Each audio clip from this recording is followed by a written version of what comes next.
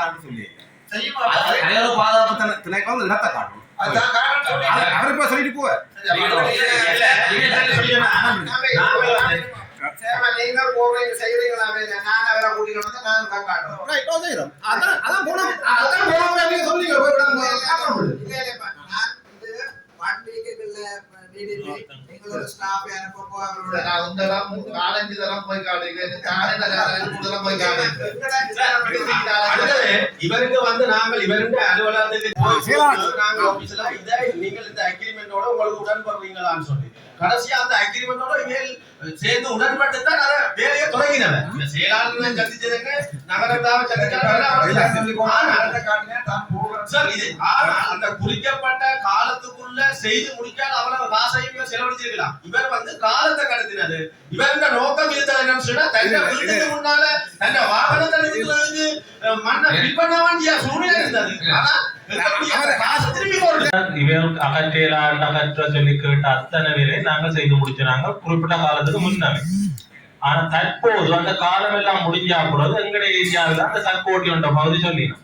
இதுவரைக்கும் எங்களுக்கு எந்த ஒரு கடிதமும் தரையில செய்யும் போட்டு அதை வேண்ட போல அது நாளைக்கு கூட நாங்களே இந்த அரசியலும் மக்களுக்காண்டி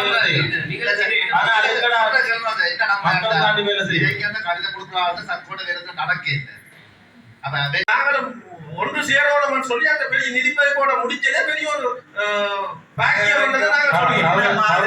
ரஜீவண்ணே பாராளுமன்றத்துல கேவலமா பேசின ஒரு பாராளுமன்றம் இல்ல. ரஜீவண்ணே இல்ல, இளங்குமரனே இல்ல, அமைச்சர் சந்திரசேகர இல்ல. இவன் எனக்கு படிப்பிச்ச பவானந்தராஜரையே நான் அவமானப்படுத்திருக்கேன். அதுக்கு நான் என்ன எதிர்பார்க்கிறேன்னா இவக்கு அடிச்சா இவன் கூட செய்யணும் தான் எதிர்பார்க்கிறானே ஒழிய பாரத இல்லாம பண்றது நோக்கம் ஒரு நாளுமே இல்லை. உங்களோட பிள்ளையா சொல்லல நீங்கள் மக்கள் நலன் கருதி உங்களுடைய தேர்தலை நீங்க செய்து கொண்டு வாங்க. இது இவர்கள் வந்து வேற நிகழ்ச்சிகளில் செயல்படுகிறார். ரஜீவண்ண வாராருன்னு சொன்னா பிறகு நேரம் இருக்கிற பிறகு நான் திறந்தாலும் இது திறந்தாலும் நான் எனக்கு முதுகெலும்பு இருக்குது. அரசாங்கம் தார 10 மில்லியனை தான் நான் தாரணுன்றதுன்னு சொல்றதுக்கு எனக்கு முதுகெலும்பு இருக்குது. நான் எந்த சொந்த காசுல தாரல தானே.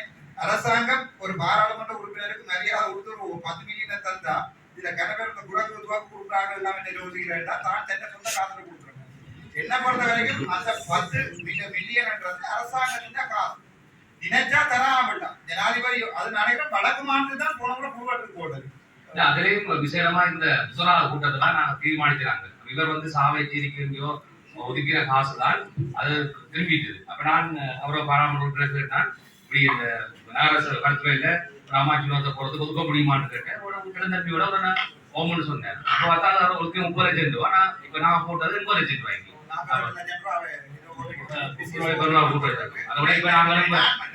ஒவ்வொரு கூட்டத்திலையும் வந்து அடிபடுறது உங்களோட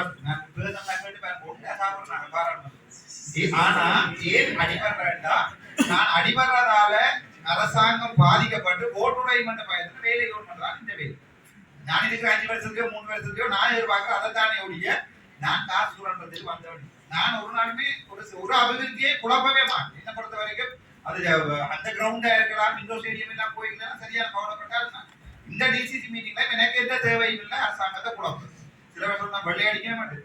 எனக்கு 21 வழக்கு இருக்கு. போட்டது முழுக்க அரசாங்கம்.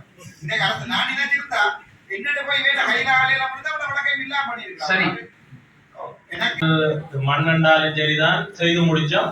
அது தராது வேண்டப்பட நாங்கள் எப்ப எந்த வேலை என்றாலும் மக்களுக்கு அரசாங்கம் ஒதுக்குற நீதி இதுவரைக்கும் எங்களுக்கு பெரிய வரைக்கும் ஒரு நிதி அரசாங்கம் நேரடியாக ஒதுக்க இல்லை.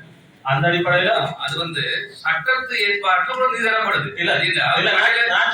தனியடிக்க வாங்கிடாது. அது நீங்க வாங்குறது இல்ல. சட்ட ஏற்பாட்டு பிரகாரம் பேசுறது அதிகாரிகள்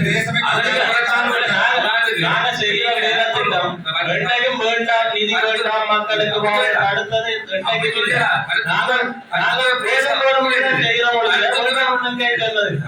பேசுறவை எந்தெந்த திட்டங்களை எல்லாம் வகுத்து எவ்வளவு காசு எடுக்கலாமோ அந்த அளவுக்கு எடுத்து சேவை ஆற்றுவதற்காக உங்களுக்கு அதிகாரம் தரப்படுது. நீங்க தற்காலிகமான நாளைக்கு நான் செய்ய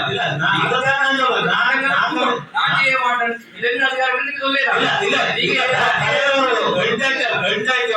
நான் செய்ய மாட்டேன் செய்ததும் இல்ல முயற்சி எப்பயும் வேணும் தான் எந்த முயற்சி இந்த வரைக்கும் இருக்கலையா நீங்க பார்த்தா தெரியும் பருத்துல பேரையா அதிக அளவான வேலை திட்ட நானா தேடி நேரடியா வேணும் கேட்டு செய்யணும்னா உங்களுக்கு தெரியும்.